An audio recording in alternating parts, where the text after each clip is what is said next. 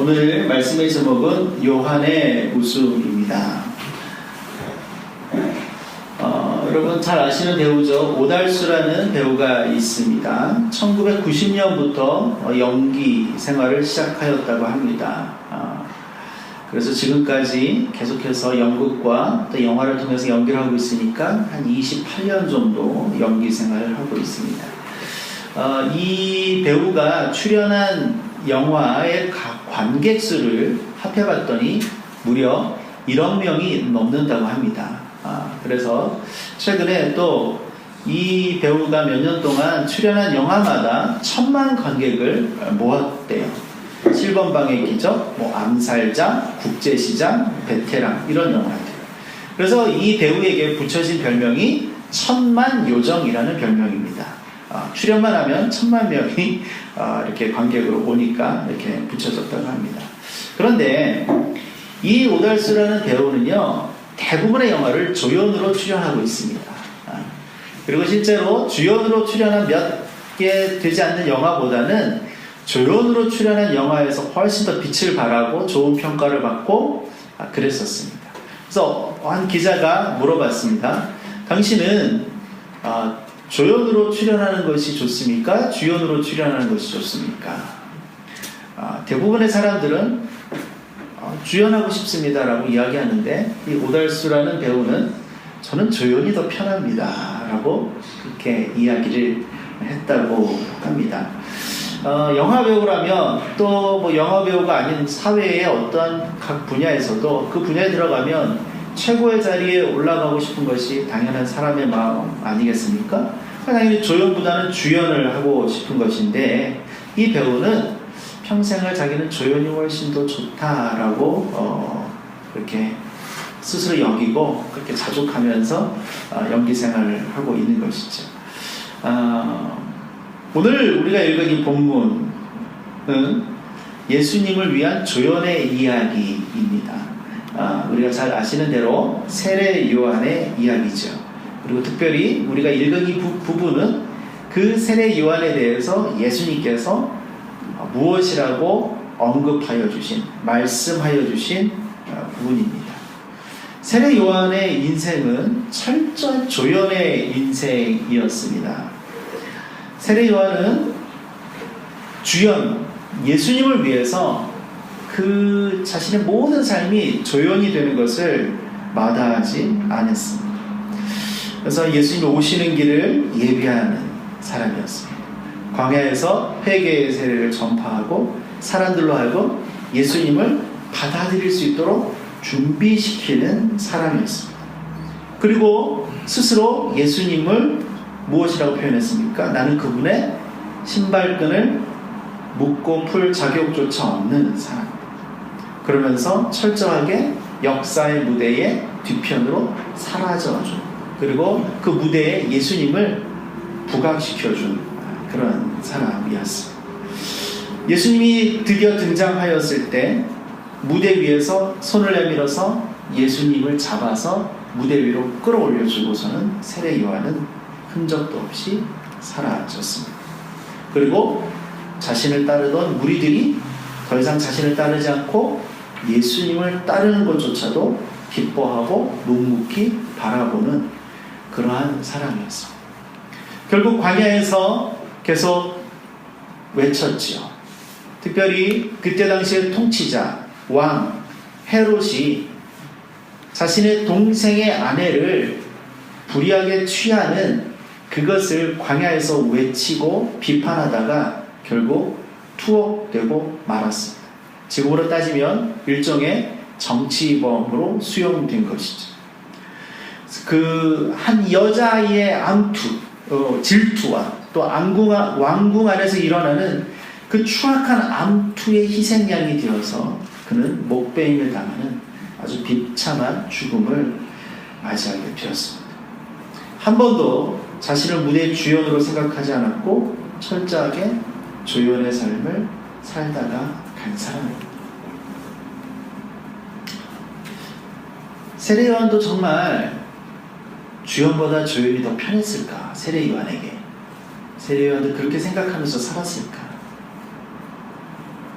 오늘은 좀 그런 엉뚱한 질문부터 좀 해봤으면 좋을 것 같아요.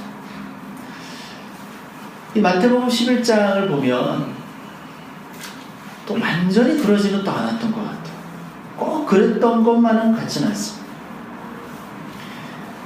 헤롯이 동생의 아내를 취한 것을 비판하다가 감옥에 갇히게 되었죠. 그리고 언젠가는 그 멀지 않은 시점에 저 헤롯이 자신을 죽이려고 한다는 것도 잘 알았습니다. 즉 이제 자기의 삶이 끝나가고 있고 자기의 생애가 마무리되어 가고 있다는 것을 알았습니다.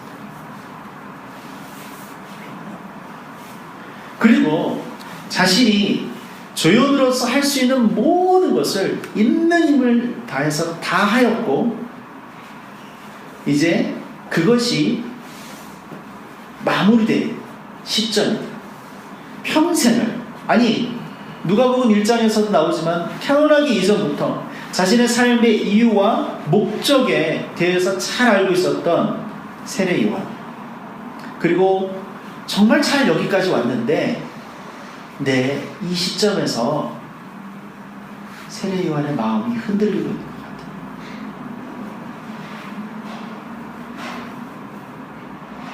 그 감옥 안에서 거의 확실시되는 죽음을 앞두고 이런 생각을 한 것 같습니다. 과연 내가 잘 살아온 것일까? 내가 이렇게 고생하고 내가 이렇게 힘들게 왔는데, 그분을 위해서 왔는데 과연 내가 잘 산 것일까? 그리고 내가 위하였던 그분, 주연으로 올리고자 내가 그렇게 스스로 낮아지며 부인되며 부각시켜드렸던 그분이 정말 주연이 맞을까? 이런 의심이 들어왔을지도 모르겠어요. 만약에 아니라면 내 인생의 이 숱한 고생과 이 비참한 죽음 얼마나 헛될까? 그런 오만 가지 생각들이 그 처참한 감옥 안에서 오고 가지 않았겠습니까? 그래서 예수님께 사람을 보내죠. 오신다고 하신 분이 당신입니까? 라고 물어봅니다. 어떤 분들이 이 대목에서 세례요한이 너무 고생하고 너무 힘드니까 소명을 잃어버렸다, 심지어는 믿음까지 잃어버렸다, 무너졌다, 실패했다, 그렇게 말씀하시는 분도 있습니다. 저는 좀 이 본문을 다시 한번 묵상하면서 다르게 생각해 보았습니다. 저는 이 장면에서 오히려 잡히시던 밤에 겟세마네 동산에서 피가 땀방울이 되도록 하나님께 매어달려 기도하셨던 예수님의 그 기도가 생각이 났습니다. 아버지, 할 수만 있거든 이 잔을 나에게서 옮겨주십시오.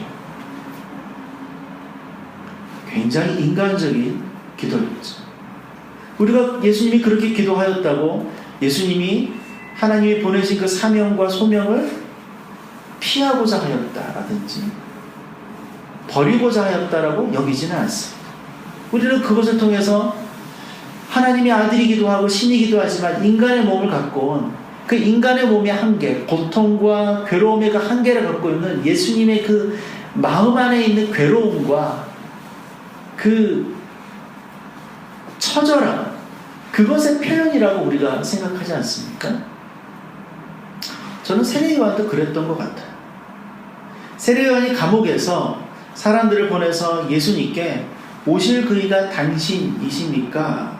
라고 물어보는 장면은 저 사람이 진짜 맞는가? 그런 의심이 아니라고 저는 생각해요. 세례 요한도 정말 대단하고 강한 사람이었지만 육신에 한계가 있었습니다. 예수님이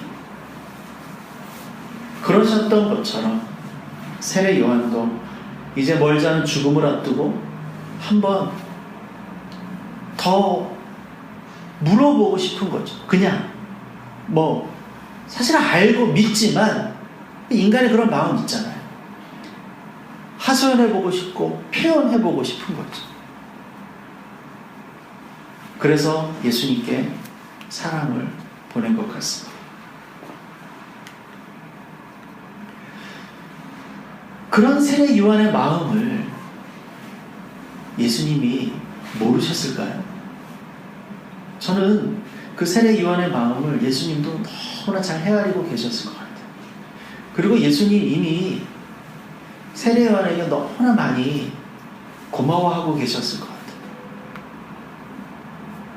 자신의 그 오실 길을 저 광야에서 나태터롯을 입고 메뚜기와 석청을 먹어가며 그 어떤 대가도 바라지 않고 오히려 고난과 힘듦의 그 연속의 선상에서 그저 예수님의 오심을 예비하고 준비하고 선포하였던 그 세례 요한에게, 그리고 계속해서 그렇게 사라져가는, 그리고 이제는 죽음을 앞두고 있는, 비참한 죽음을 앞두고 있는 그 세례 요한에게 예수님이 고마워하지 않으셨을까요? 그 예수님 마음이 그냥 그랬을까요? 그래서 세례 요한이 사람을 보냈을 때 참 예수님의 마음이 특별했을 것 같아요. 예수님 절대로 세례 요한의 믿음이 없다? 이런 식으로 타박하고 또 비난하고 책망하지는 않으셨을 것 같아요. 그래서 예수님이 이렇게 대답하시죠. 맹인이 보며 못 걷는 사람이 걸으며 나병 환자가 깨끗함을 받으며 못 듣는 자가 들으며 죽은 자가 살아나며 가난한 자에게 복음이 전파된다 하라. 누구든지 나로 말미암아 실족하지 아니하는 자는 복이 있도다. 요한, 당신이 그렇게 예비하고 준비하였던 사람 내가 와서 지금 한 일을 보세요. 맹인이 보고 걷는 사람이 걷고 나병 환자가 깨끗해지고 못 듣는 자가 듣고 죽은 자가 살고 가난한 자에게 복음이 전파되어지는 이 일을 보세요. 당신이 조연으로서 감당한 그 일은 절대로 헛되지 않습니다. 특별히 제일 마지막, 누구든지 나로 말미암아 실족하지 않은 자는 복이 있도다. 이것은 책망이 아닙니다. 저는 이 말을 이렇게 이해했습니다. 그러니 절대로 포기하지 마세요. 절대로 거의 끝이 다 왔으니 초심을 잃지 마세요. 만일 그럴 일 없겠지만 실족하지 마세요. 마음을 더 강하게 하세요. 그런 예수님의 메시지였을 것 같아요. 그 말을 듣고 세례 요한이 보낸 사람들이 다시 돌아왔습니다. 그리고 세례 요한에게 그때 그 느낌과 예수님의 그 대답과 감정들을 그대로 전달해 줬겠죠. 그 사람들이 떠나간 다음에 남아있는 제자들과 함께했던 사람들에게 예수님이 계속해서 세례 요한에 대해서 이야기하십니다. 이미 세례 요한에 대한 주제는 끝났어요. 그러나 예수님에게 영혼이 남아있었던 것이죠. 함께 남아있는 사람들에게 세례 요한에 대해서 계속해서 말씀해 주십니다. 너희가 무엇을 보려고 광야에 나갔냐? 바람에 흔들리는 갈대냐? 그러면 너희가 무엇을 보려고 나갔더냐? 부드러운 옷 입은 사람이냐? 부드러운 옷을 입은 사람들은 왕궁에 있느니라. 그러면 너희가 어찌하여 나갔더냐? 선지자를 보기 위함이 아니었더냐? 그리고 계속 말씀하시죠. 옳다. 내가 너에게 이른다. 선지자보다 더 나은 자다. 누가요? 이 세례 요한이. 기록된 바 보라, 내가 사자를 내 앞에 보내노니 그가 내 길을 내 앞에 준비하리라 하신 것이 이 사람에 대한 말씀이다. 나를 이 자리에 있기까지, 너희들을 만나기까지, 맹인들을 눈뜨게 하고 못 듣는 자를 듣게 하고 죽은 자를 살리고 가난한 자에게 복음을 전하고 걷지 못하는 자를 일으켜서 일어나게 하는 그 일들을 가능하게 그 길을 열어준 사람. 그래서 말라기 이사야 선지서에서 예언되었던 그 사람, 그 광야에 맺히는 그 선지자, 그 사람이 바로 저 세례 요한 맞다. 그 사람 덕분에 나와 너희가 지금 이 자리에 있는 것이다. 예수님 그렇게 말씀하시는 거죠. 그래서 그 사람은 여자가 낳은 자 중에 가장 큰 사람입니다. 여자가 낳은 자 중에 세례 요한보다 큰 이가 일어남이 없도다. 그건 사람에게 해줄 수 있는 가장 큰 칭찬이고 가장 큰 격려입니다. 성경에 나오지 않지만 세례 요한이 이 이야기도 나중에 들었을 것 같아요. 누군가를 통해서. 세례 요한에게 이보다 더 큰 영광이 어디 있겠고 이보다도 더 좋은 그 고단했던 삶에 대한 보상과 보답이 어디 있겠습니까? 그분을 위해서 내가 이렇게 태어났고 이렇게 살았고 이렇게 죽어가는데 그분이 나에 대해서 이렇게 말씀하실 때 그것보다 세례 요한에게 더 큰 기쁨이 어디 있겠습니까? 예수님은 알고 계셨던 것이죠.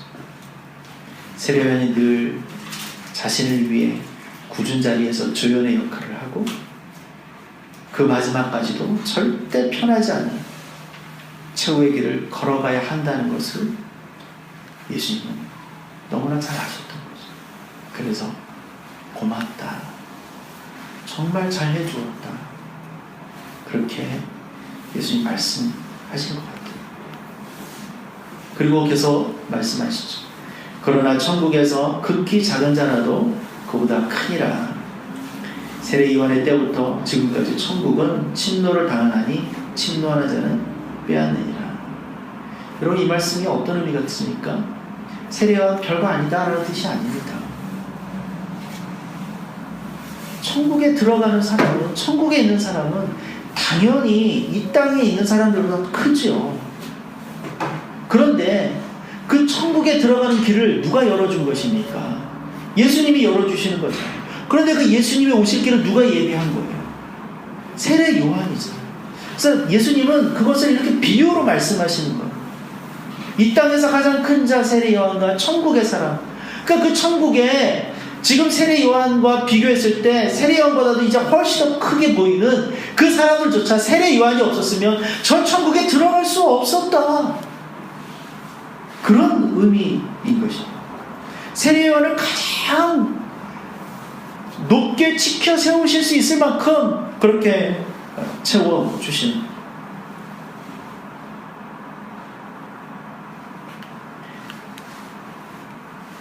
모든 선지자와 율법이 예언한 것은 요한까지다.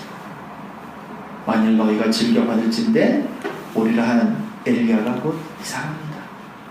이스라엘 사람들이며 대대로 수백 년 동안 자신들을 구원할 메시아가 올 것을 고대하였습니다.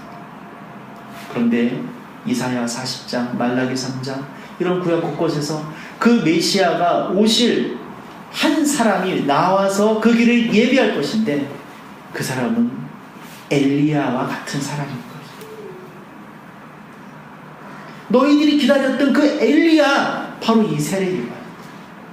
실제로 세례 요한이 어머니 배에서 잉태하였을 때에 엘리사벳이 잉태하였을 때 마리아에게 나타났던 그 천사가 사가랴에게 나타나서 곧 태어날 세례 요한의 아버지에게 나타나서 이렇게 이야기했잖아요.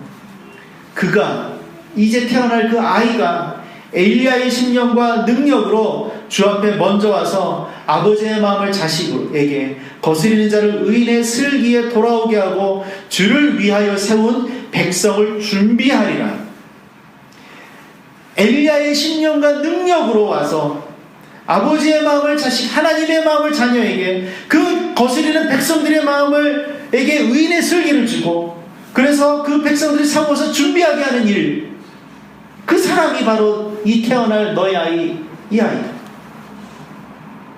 그것이 확증되었고 그렇게 살았고, 예수님도 지금 그 세례 요한에게 바로 너희가 기다렸던 엘리야가 그 사람이다 라고 다시 한번 확증해 주시는 것이죠.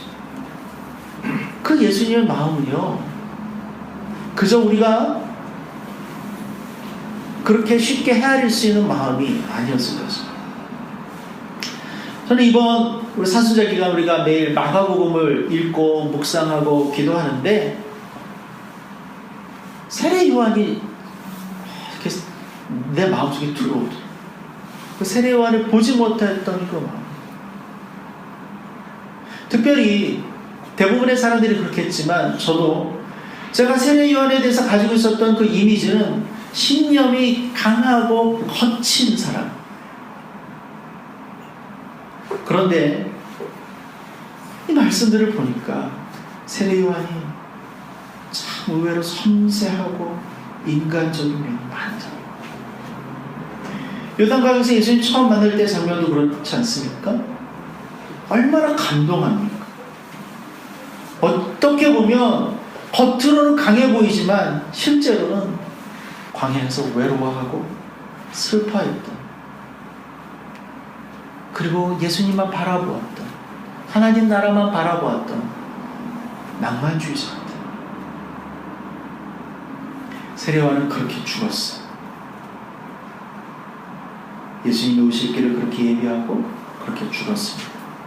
그런데 세례 요한이 예배했던 예수님도 사실은 그렇게 비슷하게 돌아가셨어요. 한 가지 차이는 세례 요한은 부활하지 못했지만 예수님은 부활하셨다는 것. 한 가지 차이는. 오늘 이 말씀 제가 묵상하고 준비하면서 천국에서 세례 요한이 예수님 만났을 거 아니에요. 하나님 만나고 그 예수님이 세례 요한을 바라보셨을 때에 그 표정이 어땠을까? 또 그 예수님을 보았을 때 세례 요한의 표정이 어땠을까? 여러분, 그 사람의 표정에는 그동안의 그 모든 경험과 감정과 느낌들이 그냥 이렇게 한순간에 묻어나는 건 아니겠습니까? 그래서 그렇게 궁금했어요. 그래서 제가 세례 요한에 대한 그림들을 막 찾아봤어요. 막 찾아보는데 이런 그림을 발견했습니다.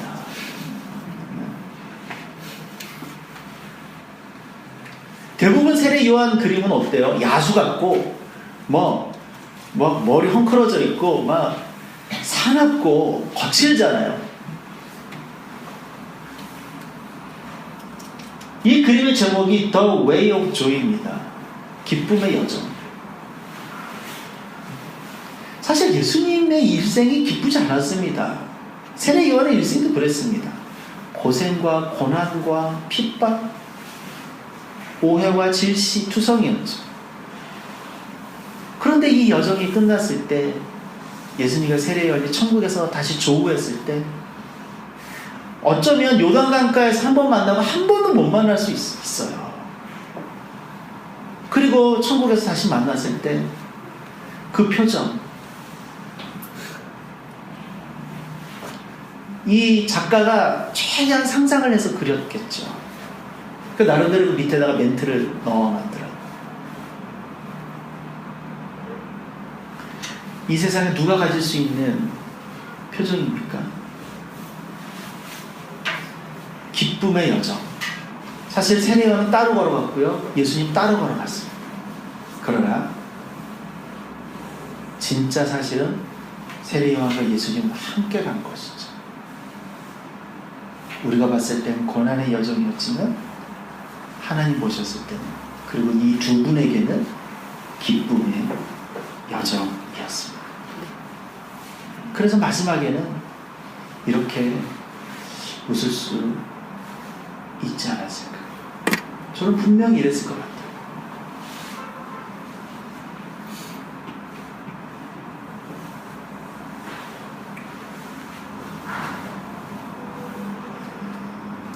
저는 이 말씀 묵상하면서 저 자신에게 계속해서 물어봤습니다. 내가 저런 길을 갈 수 있을까? 예수님 때문에 철저하게 잊혀지고 묻혀지고 무시당하고 무대 뒤로 사라진다 할지라도 그것이 예수님을 위한 것이라면 나도 세례 요한처럼 저런 길을 갈 수 있을까? 굉장히 쉽지 않은 질문이더라.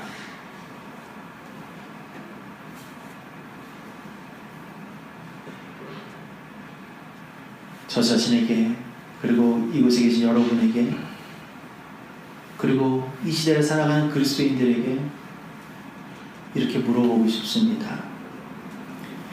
이 시대의 세례 요한은 어디 있는가? 그것은 어찌 보면 하나님의, 예수님의 질문일 수도 있습니다.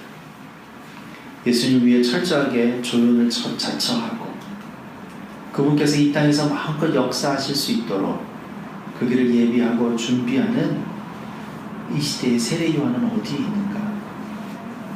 내가 그 세례 요한이 될 수 있을까? 여기 계신 여러분들이 그 세례 요한이 될 수 있을까? 이 시대의 그리스도인들이 세례 요한이 될 수는 없는가? 기도하겠습니다. 하나님,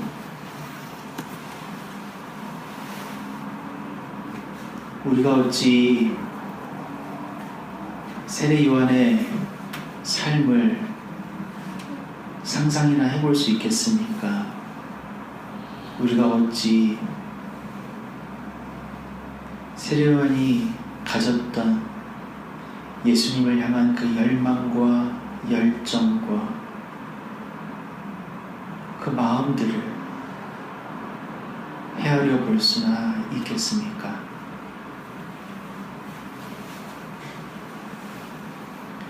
자신의 목숨이 꺼져갈 때에 한마디 확인해보고 싶었던 그 세례 요한의 마음들, 그 마음을 아시고 위로해 주시고 격려해 주시고 칭찬해 주셨던 그 예수님의 마음. 주님, 참 저희가 부족합니다. 참 저희가 연약합니다. 저희에겐 두려운 것들이 너무나 많고 저희들이 여전히 드러나고 싶고 저희들이 예수님보다 훨씬 더 좋은 자리에 돋보이고 싶고 예수님이 아니라 저희 스스로가 우리 인생을 이끌어가고 싶을 때가 너무 많습니다. 다시 한번 내려놓습니다.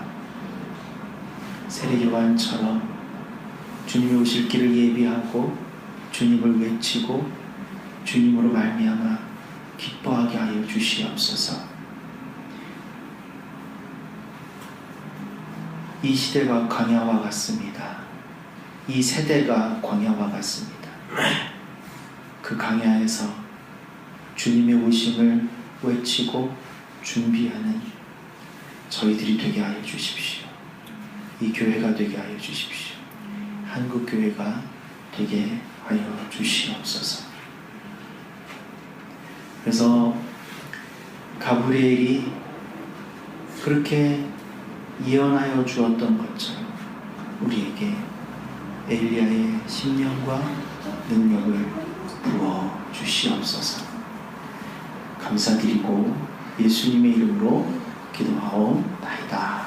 아멘.